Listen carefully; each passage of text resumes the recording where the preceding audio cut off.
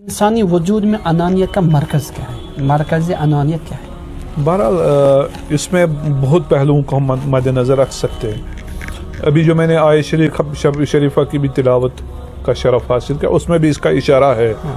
لیکن علماء نفس جو ماہرین نفس ہے وہ کہتے ہیں دو چیزیں جو انسان کو اس چیز کی طرف ابھارتے ہیں. ان میں ایک چیز ہے انسان میں احساس کمتری کا پیدا ہونا. جو ہی اس کو احساس کمتری کا شکار اپنا وجود ہو جاتا ہے تو یہ برتری کے لیے اپنے آپ کو تحمیل کرتا ہے، یعنی اپنے حدود سے نکل کر دوسرے لوگوں کے حدود میں جانے کی کوشش کرتا ہے، اپنی دائرے سے نکل کر جزاک اللہ. یہ ایک ہے. دوسرا چیز ہے کہ یہ اس کے لیے جستجو کرتا ہے، سعی کرتا ہے کہ میں بزرگ بن جاؤں.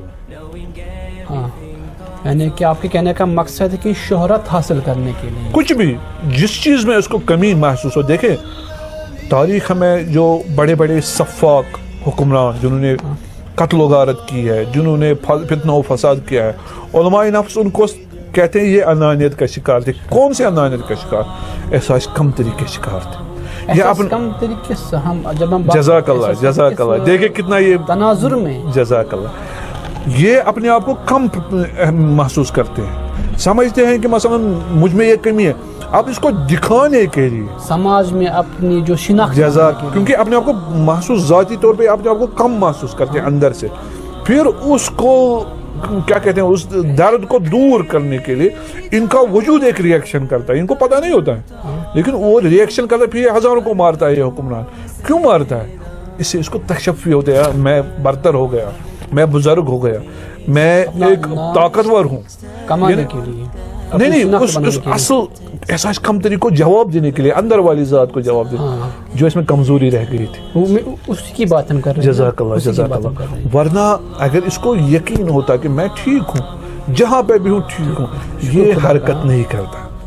اسی طرح یہاں پہ بھی آپ دیکھیں مثلا اقتدار کی بات ہے، وہاں کیا مسئلہ ہے؟ مسئلہ ہے اگر میں یہ نہیں کروں گا تو میری ذات کا کوئی ویلیو نہیں ہے. اسی طرح علم میں اگر میں خاموش رہوں، اپنے آپ کو نہیں دکھاؤں کہ میں عالم ہوں، تو میں عالم اپنے ایک سیٹسفیکشن نہیں ہے، کمتری کا احساس ہے. علماء نے اسی کو کہا ہے. دیکھیں یہ کہاں پہ ہم دیکھتے ہیں جب حضرت موسیٰ اور ہارون کو خدا نے کہا آپ دونوں جاؤ فرعون کے پاس. کئی جگہوں پہ اس کا ذکر قرآن میں آیا یا کہیں پہ سیدھے آئے اذهب الى فرعون انه طغى، وہ طغا کر رہا ہے، یعنی وہ طغیان پہ آ گیا ہے، طاغوت بن گیا. اب اس کے پاس جاؤ، اس کو ہدایت کی طرف بلاؤ. یہاں پہ فرعون سوال من ربکم، کون ہے تمہارا رب؟ یہ فرعون ان کو جواب دیتا ہے، یعنی میں آپ کے رب کو نہیں مانتا. انا ربکم الاعلی. انانیت نے اس کو یہ کہنے پہ مجبور کیا انا ربکم الاعلی.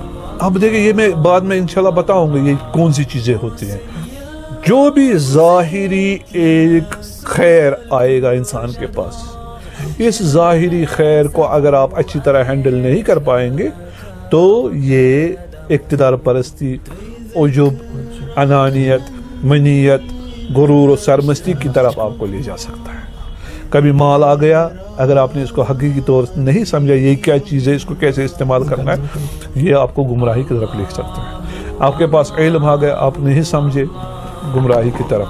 آپ کے پاس کوئی پوسٹ آ گیا، آپ نہیں سمجھے مجھے کون سی ذمہ داری ہے، کیا ہے، یہ آپ کو گمراہی کی. یعنی ایک ظاہری قوت تو آتی ہے، ظاہری ایک خیر آتا ہے، لیکن اگر اس کو ہینڈل نہیں کر پائیں گے یہ ہمیں ڈبا سکتا ہے. جیسے کہ ہمیں امام علی علیہ السلام فرماتے ہیں، شاید اسی کا فرمان ہے کہ اقتدار اور اختیار پہ انسان بدل نہیں بلکہ بے نقاب ہو جاتے ہیں. کیا اس میں وہ انانیت ہے یا اس کا باطن والا چہرہ سامنے آ جاتا ہے جب یہ دو چیزیں؟ آپ دیکھیں میں اس کو مثال سے آپ کو، کیونکہ یہاں پہ ضروری ہے مثال مجھے لگتا ہے. جب خداوند متعال نے شیطان کو کہا، شیطان کو نہیں عزازیل کو کہا، عزازیل کو مخاطب ہوئے، تب تو وہ شیطان نہیں تھا، عزازیل تھا اور ملائکہ کا سردار تھا، معمولی شخصیت نہیں ہے. اب دیکھیں ظاہری اس کے پاس خیر تھا، خیر تو تھا جو امام فرما رہے ہیں, خیر تھا اس کے پاس. 6000 سال ملکوتی اس نے عبادت کی تھی. ابھی یہ بھی معمولی سرمایہ نہیں ہے.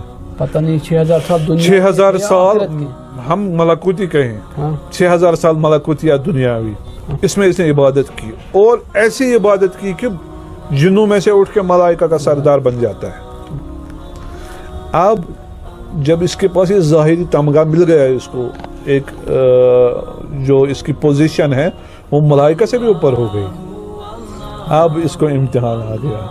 وَنَفْسٍ وَمَا سَوَّاهَا فَأَلْهَمَهَا فُجُورَهَا وَتَقْوَاهَا قَدْ أَفْلَحَ مَنْ زَكَّاهَا وَقَدْ خَابَ مَنْ دَسَّاهَا. اب اس کو کہا إِذْ قَالَ رَبُّكَ لِلْمَلَائِكَةِ اسْجُدُوا لِآدَمَ فَسَجَدُوا إِلَّا إِبْلِيسَ.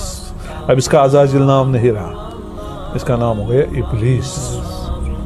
ابا, پہلے پیمانے پہ اس نے انکار کیا, پہلی چیز جو ہے وہاں پہ اس نے انکار ہی کر دیا. ابا واستکبر, اس نے استکبار کیا. یعنی اگر آپ کو جاننا ہے اس نے انکار کیوں کیا, اس نے استکبار, اس نے اپنے آپ کو بزرگ سمجھا.